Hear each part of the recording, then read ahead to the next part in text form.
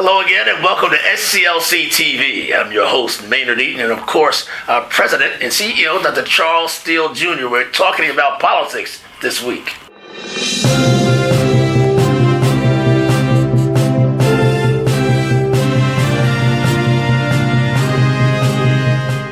Dr. Steele, politics is a talk of the day, with Georgia now having two U.S. senators competing for re-election. One quit, another coming up to run for his seat.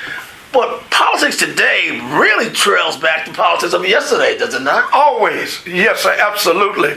As you mentioned, Maynard, I was just thinking about, people are more inclusive of talking about the 40 acres and a mule. And many people don't understand the significance of that. First of all, the 40 acres and a mule did not come from the federal government, did not come from General Sherman. It came from African American ministers, 18 to 20 of them, when they had a discussion with Sherman, and they were talking about the future of people of color, particularly African Americans, Negroes at the time.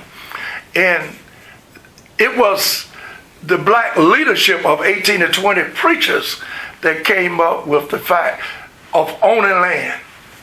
Because black folks have been shut out for so long. Been shut out, enslaved, all aspects of economic inclusion had been absent from the black people of color at that time.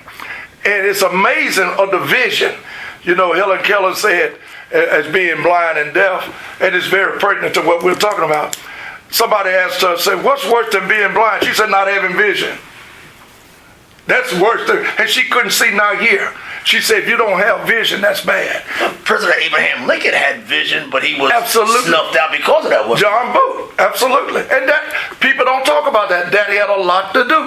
Because, matter of fact, when it was discussed and proposed and approved from the military leadership, then all we had to do was for the federal government, with President Lincoln at the time, taking the lead on this and implementing this to a reality, just like the Emancipation Proclamation, by executive order.